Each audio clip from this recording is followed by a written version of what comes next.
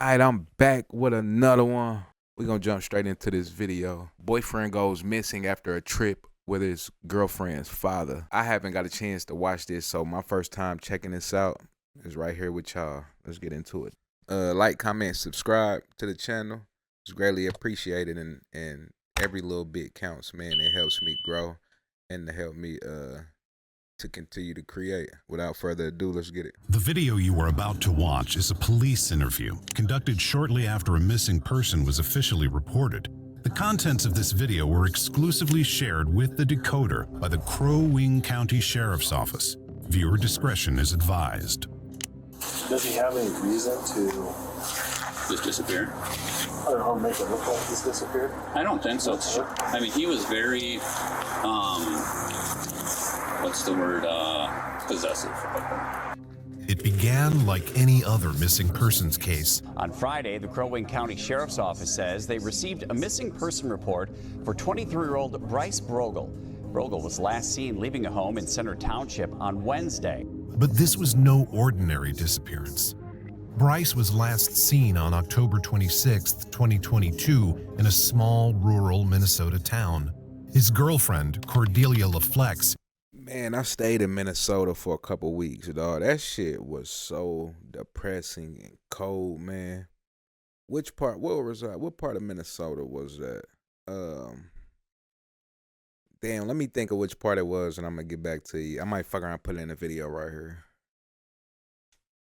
Made the frantic call to authorities 2 days later.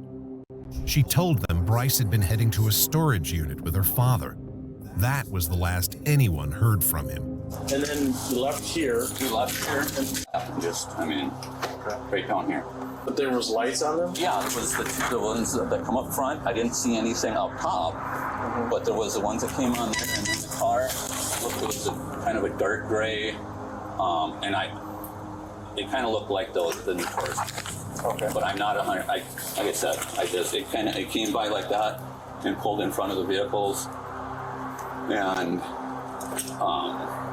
they put him in the back seat. And the other one up, the officer, I want to say officer, walked around, got in the car, passenger seat, and they left.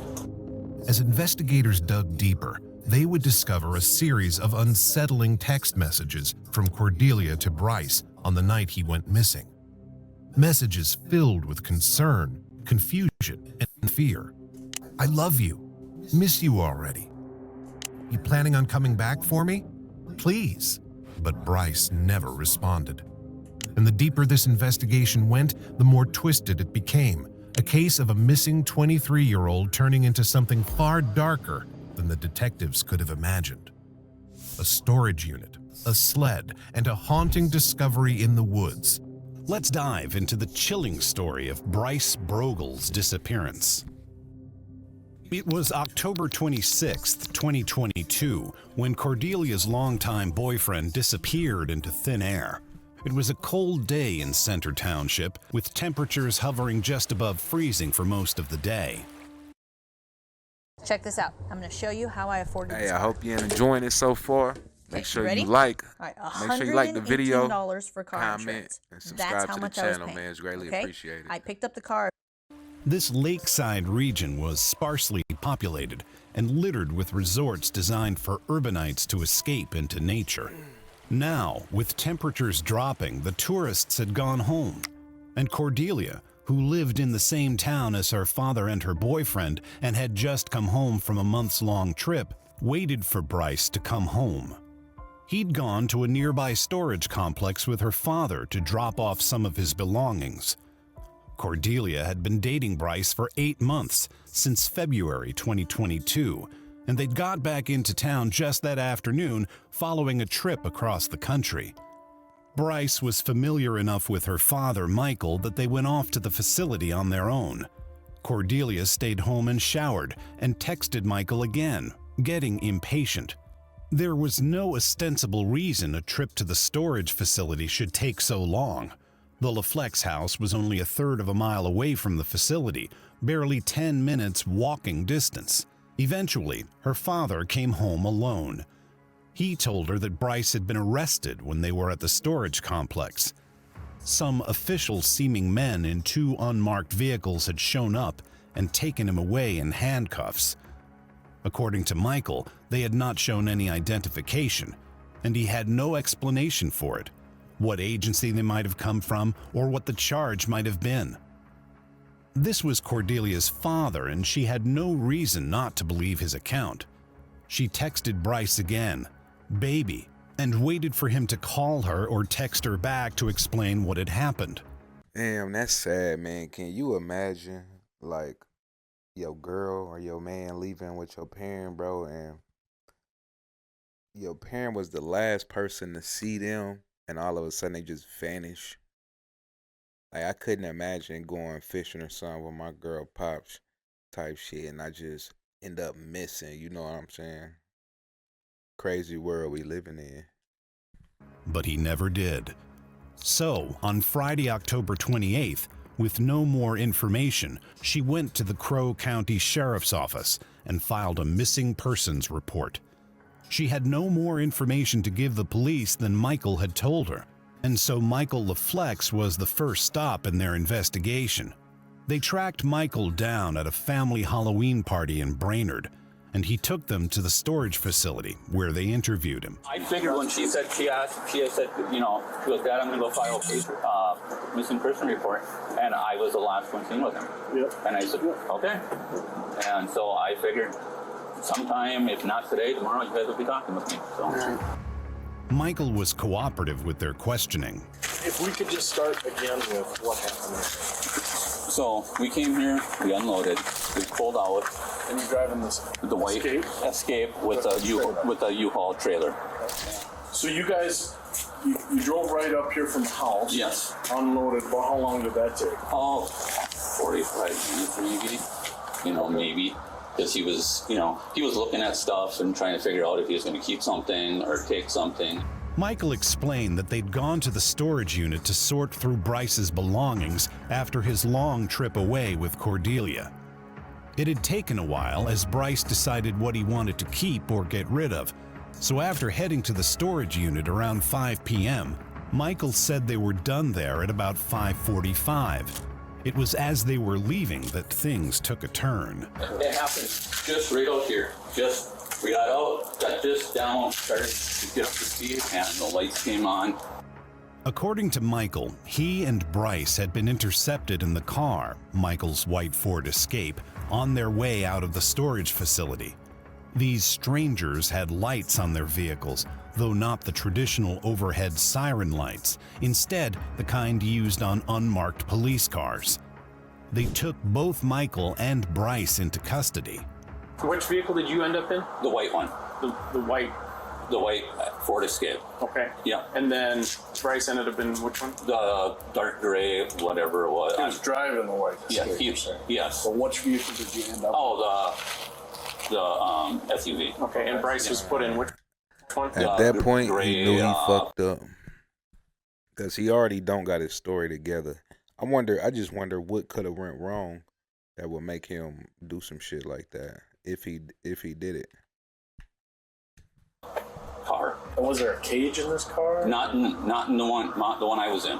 It looked from the inside, it was plain Jane. It had a small on the center console, had a small, looked like computer or something, but it was folded down. Michael said that the two of them were separated. If this was an official arrest, it was a serious operation with multiple officers involved. You know, Did he say anything to you when Bryce? No, he didn't. I mean, when we left here, he said thank you for your help, and that was it. Did you guys have any other conversation? No, I mean, I asked him on the way up here how the drive was. He said nice, decent. Okay. You know, I didn't care to talk with him. There were hints of strife within the family, that Michael didn't particularly want to spend time with Bryce. Why then had Michael offered to take Bryce to the storage unit without his daughter? Did Cordelia not want to come with, or what was the deal? How come she come with? Said she was smelly and stuff and needed to shower. Okay. From Michael's perspective, this was an ordinary outing to the storage facility, hijacked by whatever trouble Bryce had got himself into. Bryce and Cordelia had returned from their trip across the U.S. just that afternoon, and he thought it could be related to that. Did you know she was coming back? She called me. She called me Sunday and said, Dad, I'm going to be back in a week or so. And I was like, oh, sweet. She said, what's going on? She said, well, things just fell apart over here. And then that was Sunday during the day. And then Monday, she called me and she said, Dad, we're coming home tonight. And I said, what? She goes, yeah, we're leaving tonight. This thing's turned really bad and we got to go. From the sounds of things, Cordelia and Bryce had got themselves mixed up in something more than they could handle, possibly something criminal. After this went down, I went back because I thought she was going to be taken too. I figured when I got back to the house, she was going to be gone. So you're thinking there's just something bad that they got into out there? Out in Washington, or I did hear the two, when the guy was taking cuffs out of me, he did say Arizona. He did say Arizona. So maybe, did he think telling his daughter that he got picked up by the police or some type of police or whatever, did he think maybe she wouldn't run to the police station to make a police report or missing persons report? Maybe I'm thinking that's the only reason that he came up with that story, because I can't think of no other logical reason he would say some dumb shit like that. Of course they would have record if it was a true story. They would have record of picking him up, right? I don't know. Together, Cordelia and Bryce had traveled across the country to Arizona and Washington State. They'd left the day after Cordelia's graduation party in June and spent 4 months away from home together. 4 months in which anything could have happened, and Michael clearly believed that something had. So when I got home, I said, what the hell happened? I said, what's going on? I said something. I said, Bryce has been arrested. I said, and they were saying Arizona. And she's like, Dad, nothing. Well, then I did get out of her that the cops were called a couple times, but it was because she went to work with bruises on her face. Nothing came of these interactions with the cops, apparently. For Michael, however, this was a recurring problem, and perhaps the root of his dislike of Bryce. Last spring, when he came to stay with us in March, and we stayed with him, there was a lot of verbal abuse towards Cordelia. There was a time where she came down with a big bruise on her face, which she said was wrestling. My other daughter said it could be that. It was not. And then heard her crying. So there's always been the fighting and him being that way. Michael claimed that Bryce was a heavy pot smoker and that both he and Cordelia had 2 phones, one ordinary and one flip phone that could be easily disposed of. Locating Bryce's phone was obviously a matter of urgency for the investigators, but Michael said he didn't know where they were. And as the interview progressed and the sky grew dark, he gave more details he said Cordelia had told him. She said that Bryce said on the way back that he had a feeling that somebody was going to get arrested when he got back here. She said the FBI. But the investigators were aware of the possibility that Bryce's disappearance could be related to something else. They considered that maybe it could have been staged. Does he have any reason to Just disappear? or make it look like he's disappeared? I don't think so. I don't think, no. I mean, she said they were going to be going back to Montana to work. And that they were, I mean, he was very, what's the word, possessive of her. All her phones, or all her emails and everything went through his phone so he could watch who she was talking to. I think a lot of the time, Shorty be telling her dad them this, but it really be Shorty that's like this, that be the probation officer. A lot of the times, man, in these relationships, it's one-sided. Like, one person will tell their family one side of the story, and they're not knowing the whole entirety. Not saying it's none of their business, but there's 3 sides to every story, man. His, hers, the truth. So we don't know. We probably will never know the true side. Whatever it was, dude didn't deserve to die. You know what I'm saying? her Facebook, everything went through his phone, so he could screen everything. The investigators asked to look at Michael's phone so they could examine its location data and confirm where he'd been on Wednesday evening as the last person to see Bryce. You know, I got home We ran to Brainerd. I actually went and talked to my uncle. But Michael's wires were getting crossed. Only about 10 minutes after Michael had denied having Bryce's phone, the investigators asked him about it again. And you've never had his phone, never want possession of it today?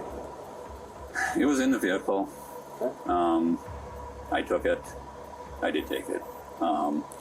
And I just wanted my daughter to get away from him.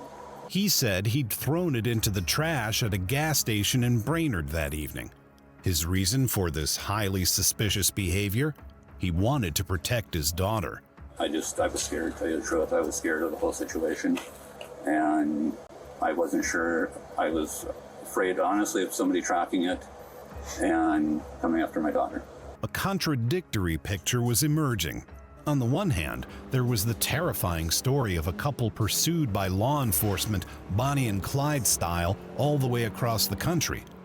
On the other, there was Michael's obvious dislike and suspicion of his daughter's boyfriend. To understand this complicated situation, we'll need to dive into what we know about Bryce and Cordelia's relationship and the LaFlex family dynamic. Bryce Brogle was born in Brainerd in September 1999. He just recently turned 23 while on his cross-country trip with Cordelia. And this was a trip that represented everything he loved, which was exploring out west and living an independent, back-to-basics life. His dream was to build a yurt in Alaska and create a self-sufficient farm. He and Cordelia met in February 2022 and bonded over their love of dogs and their similar goals of adventuring. Younger than Bryce, she graduated in June 2022, and that's when they took off across the country. Part of her drive to travel was an overbearing home life. She considered her parents to be helicopter parents who had boundary issues. Once, according to Cordelia, her parents had hired a private investigator to follow one of her previous boyfriends. Her mother had Huntington's disease, and her younger sibling, of whom she was very supportive, was transgender. Both of these things factored into a tense family environment at times, but according to Cordelia, it was her father, Michael, who was the most stressful presence in the house, though he seemed to be devoted to his family. He even had a tattoo that read, "Daddy's Little Girls," with a stylized illustration of them with him in silhouette. Born in 1977, Michael was 45 and had grown up in Pequot Lakes, Minnesota, a suburb of Brainerd. His parents were divorced and his mother had remarried, having more children in the new relationship, which left Michael with younger half-siblings. He graduated from Pequot Lakes High School in 1996 and moved up into Center Township soon after that. He'd worked construction in the past and was now self-employed, working a variety of odd jobs in the neighborhood. Did you know that gamers and tech enthusiasts like you and I have turned their passion into an IT career? JobWorks Education and Training has helped. This was not Michael's first run-in with the law. Early in 1999, at the age of 21, he pleaded guilty to criminal sexual conduct in the third degree and was sentenced to 5 years probation. In 2018, he pleaded guilty to another sex offense, this time fourth-degree criminal misconduct with an adult considered developmentally disabled and mentally impaired. Damn. Records suggest that initially this person refused to have sex with him, but eventually agreed when he insisted. As a result, he'd taken a polygraph test in the past. In fact, he'd taken 4. One of the things, I don't know that we're at that point in this investigation, is a polygraph test. Yeah. Okay? In Minnesota, polygraph tests can't be used against you. So if you take it and you fail, it's not like we can say, you failed. Yeah. Okay? But if you take it and you pass, it's just one more thing and we're like, all right, just put it. Yeah. So that's a tool that's out there. We have it available to us. It would be, I would explain the whole test to you. I've taken them before. So basically, you could be a possible suspect. Okay. Yeah. I mean, she's past 4. you are the last one Yeah. So you that was understand seen with him Yeah. alive. But You are that the was last a very one. different type of crime from the one You are the last one he was seen with. that might have been committed here. Bryce Brogle had been missing for 2 days, and Michael's story was suspicious. And he even told them he'd threatened Bryce before. I just said, if I ever see another bruise on her, I said I won't be having words with you. But he seemed to anticipate this line of questioning.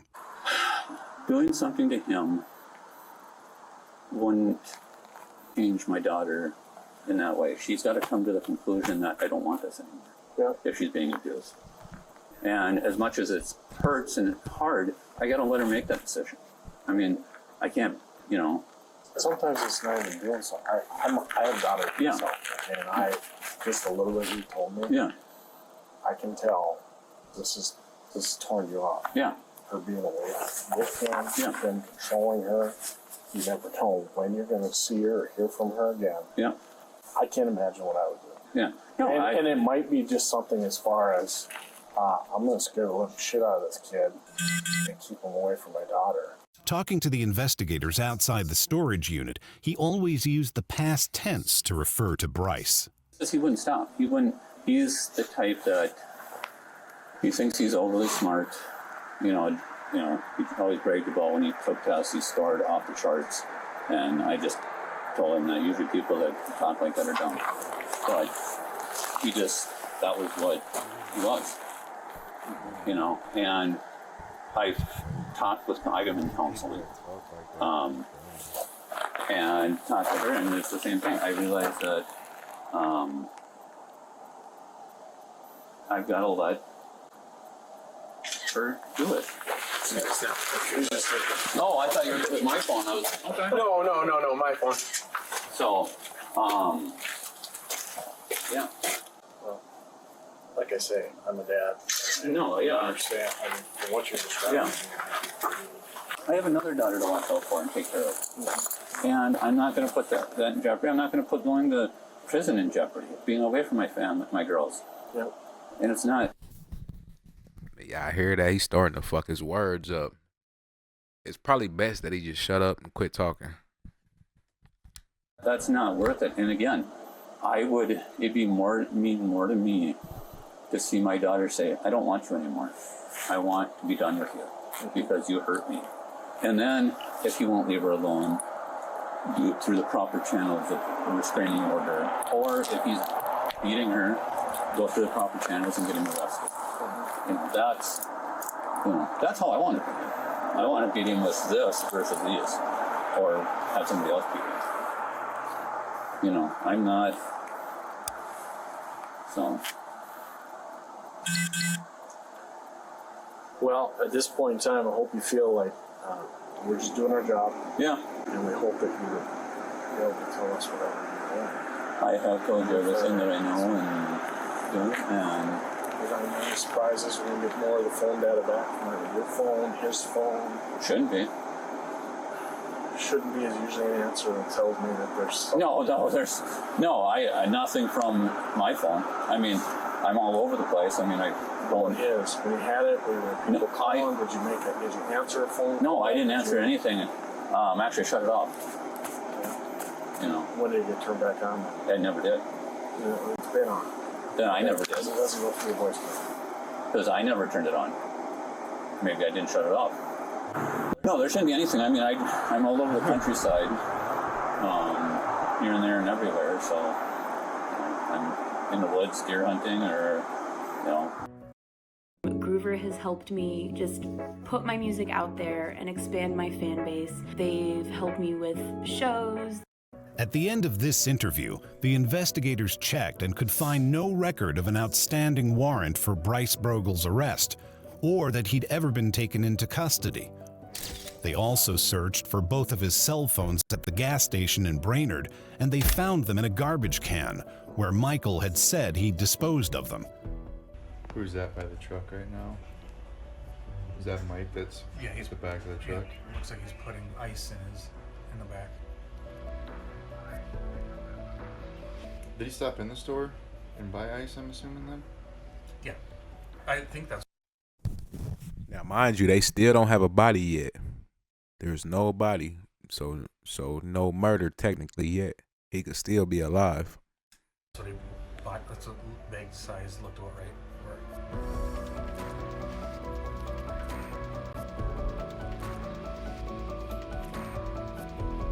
When they examined the data on Michael's own phone, they found that he'd left home at 4:45 a.m. on October. You see how he's looking right there? Like he kind of looks defeated, don't he? Like his body's just slumped over, hanging, like he's giving up. October 27th, the day after Bryce went missing, and went back to his storage unit. He stayed there for 22 minutes before heading to a spot of public land by Lake Edward, staying there for an hour. It was becoming increasingly clear that the storage unit was the scene of a crime. On October 29th, the police executed a search warrant on it. On the unit's concrete floor, they found a bottle of bleach that held traces of both Bryce and Michael's DNA, the remains of a substance that tested positive for blood, and marks consistent with something heavy being dragged on a sled. And on October 30th, they followed the evidence of Michael's cell phone location data to the spot near Lake Edwards. It was far from civilization, not a place that could easily be stumbled upon. So it's a sandy, previously dug area that they broke off branches and stuck them in the ground. Fresh leaves on top. And then fresh leaves on top. But it's, This is probably animals. We kind of dug down with their boots about 6 to 8 inches and don't see anything, but this is probably, it's really odd.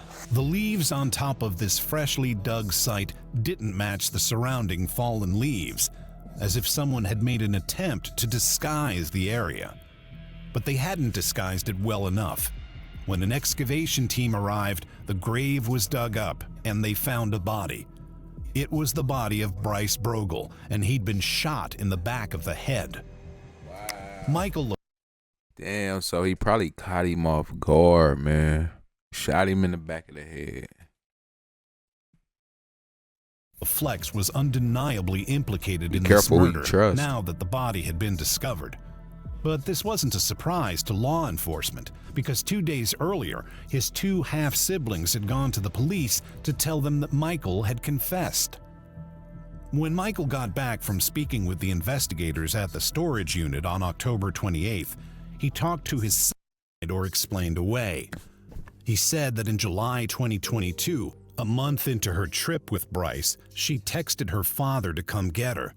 She needed to make her own choices and could only realize that Bryce was toxic on her own. It up once he'd buried it. This sled was later found, whose party he'd been at earlier that evening, and they found a body. It was the body of Bryce Brogle, and he'd been shot in the back of the head. Michael LaFlex was undeniably implicated in this murder now that the body had been discovered. But this wasn't a surprise to law enforcement, because 2 days earlier, his two half-siblings had gone to the police to tell them that Michael had confessed. When Michael got back from speaking with the investigators at the storage unit on October 28th, he talked to his sister, Jen Baker, whose party he'd been at earlier that evening. He asked to borrow her car, as he said he was concerned the police would follow his truck. When she asked him why, he told her he needed to bury Bryce's body. He confessed to shooting Bryce in the back of the head. He told her not to worry because they'd never find the body. He told her he'd used a sled to move it as it was too heavy to move by hand, and he took a bag of leaves she had by the garage to cover it up once he'd buried it. This sled was later found in a ditch on the way to the storage unit, covered with a blanket. It had a dried red-brown substance on it. When Michael was gone, Jen called her brother, Michael's half-brother, Patrick, and told him what Michael had told her. Patrick was a night shift clerk in Pequot Lakes, and the local police interacted with him often. He had a bond of trust with them, and so when Jen told him this chilling revelation, he went to the police, asking that he remain anonymous. It was common knowledge in their family, apparently, that Michael believed Bryce was abusing Cordelia. But everything he'd said to the investigators, that Cordelia needed to make her own choices and could only realize that Bryce was toxic on her own, had been a lie. Michael was arrested for the killing. In November 2022, he was arraigned on a charge of second-degree murder without premeditation. He had shot Bryce in the back of the head from a distance in the storage unit. and then moved his body on a sled to the spot in the woods after cleaning the storage unit. He buried the body and ineffectually covered up the dig site. Have you heard of turtle traders? They were a group of 14 novice traders Why would you who were kill trained this by man? Wall Street But as the investigation moved forward, another witness emerged: Bryce and Cordelia's landlord in Washington State. The landlord said that Michael had called him and asked if Bryce had hurt his daughter. When the landlord told him that he'd seen Cordelia with 2 black eyes, Michael said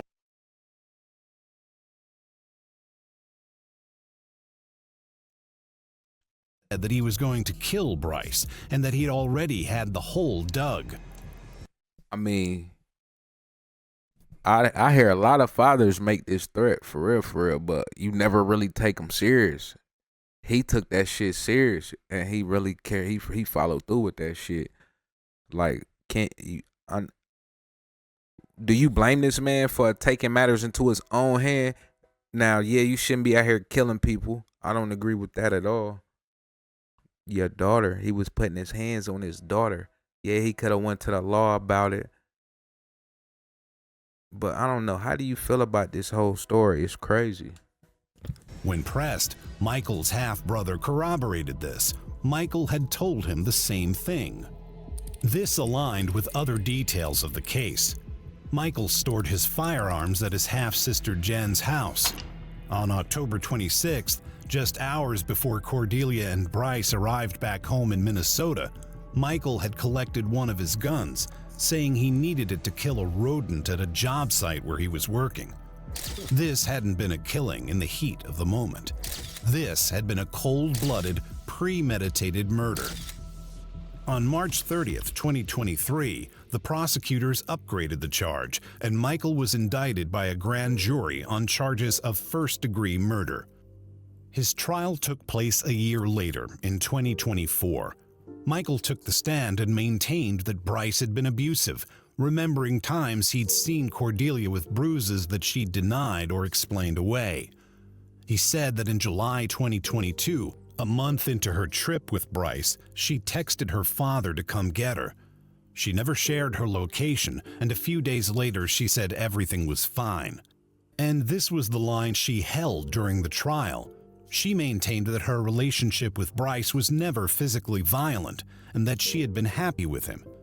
Her Facebook posts reflected this.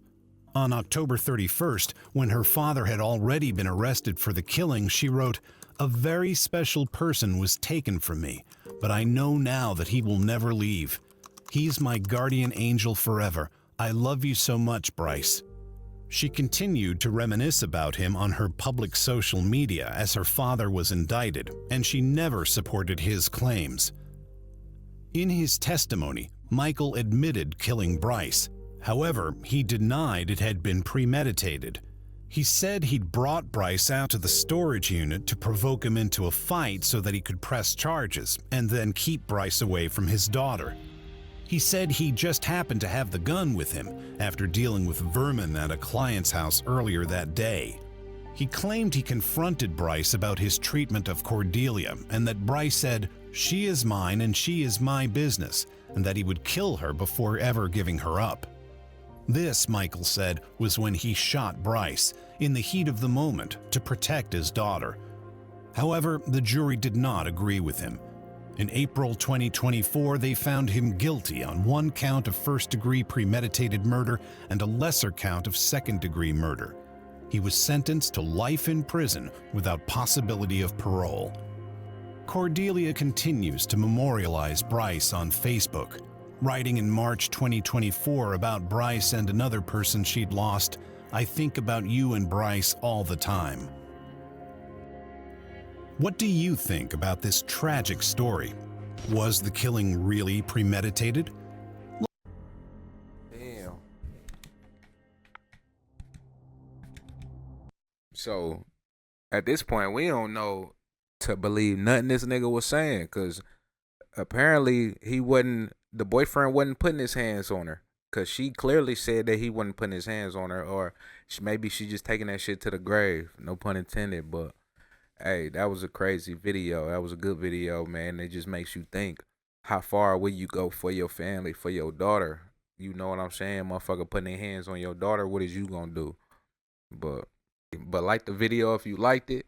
Make sure you subscribe if you haven't subscribed to the channel. And come back and holler at me on the next one. Till then, I'ma holler at you. Deuces.